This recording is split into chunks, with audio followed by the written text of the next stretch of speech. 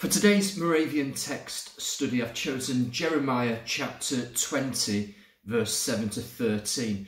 I've chosen the passage because it's tricky, but if we do the work and dig into it, I think it reveals something really powerful about who God is and how we get to relate to him.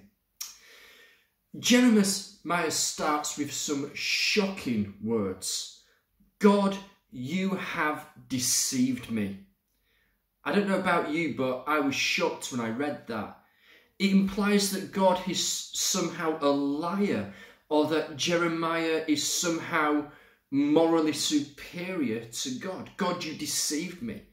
Why does Jeremiah say that? And is he right to say it?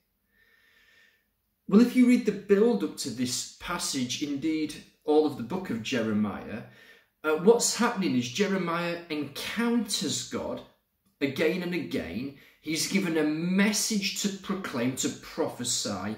He goes out, he prophesies, he proclaims the message, and it consistently results in him being rejected and met with ridicule.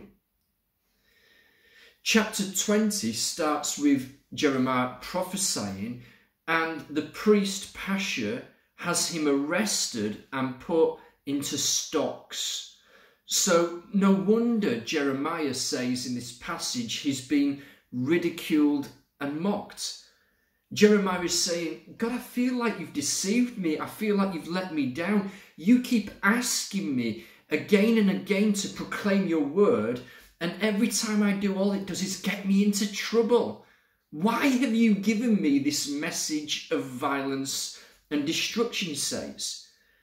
Being obedient, speaking your words, just gets me into trouble. Even my friends have rejected me. They're looking for a way to catch me out, for me to say something that they can report to the authorities so I can be put to death.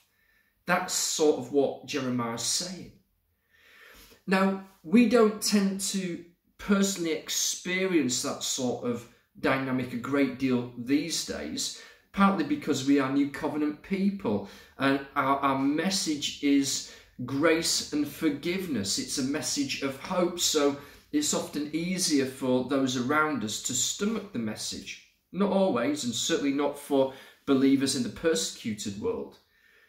But I don't know about you, but I have occasionally, if I'm honest, found myself saying things to God like, God, you asked me to do this. I've tried to be obedient and all it's done is give me stress and a headache. Or maybe we find ourselves thinking or saying to God, God, you said be generous, you said give, you said tithe, and now look at my bank account. It's not worked out as I expected. Or God, this is, if I'm honest, this is me.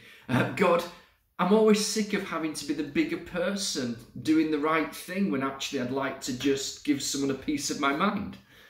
I don't know, I'm just throwing out a few examples of how we too can be a bit like Jeremiah. We have that wrong expectation of God. We believe that being obedient will always lead to an easier life, a life of comfort, but that simply isn't the case. We don't see that in Scripture.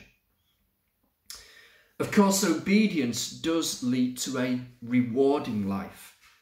Obedience leads to a life of impact, a life that makes a difference in the world. Jeremiah called the nation to repentance.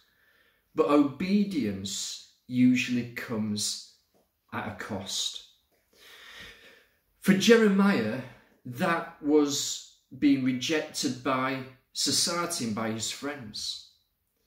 So I think there's something in this passage about having the right expectations of God. And I think there's something here in this passage about how it's okay to be honest with God. When we feel discouraged in the Christian life, when it's not working as we'd hoped, don't retreat or withdraw from God. Take your pain and your confusion to him. That's what Jeremiah did. Indeed, Jeremiah turns his pain to praise, his sorrow to song. We see that in verse 11. He starts to remind himself of who God is. He reminds himself that God is a mighty warrior that is present with him in his pain. Verse 13, he bursts into songs of praise to this God that only moments before he was accusing of deceiving him and duping him. And now he's singing praise to the one who rescued his life. Finally, Jeremiah keeps going, keeps preaching, keeps acting in obedience. Why? Well, it says because God's word was like a fire in his heart, like fire in his bones. He simply couldn't hold it in. I love that. I wonder if you have that fire in your bones this day, that fire in your belly, or maybe you've lost something of that fire. It's a fire that is stoked through encounter. As we encounter Jesus, as we meditate on his word, as his word goes into our hearts, as we worship him, it ignites the fire of first love. Our hearts burn within us. And we find we simply have to share him with others. It's a reflex. It's no different to blinking when poked in the eye. Stoke the fires of first love. And when we do so, we find we just have to speak of Jesus to those around us, even if there's a cost to it, like for Jeremiah.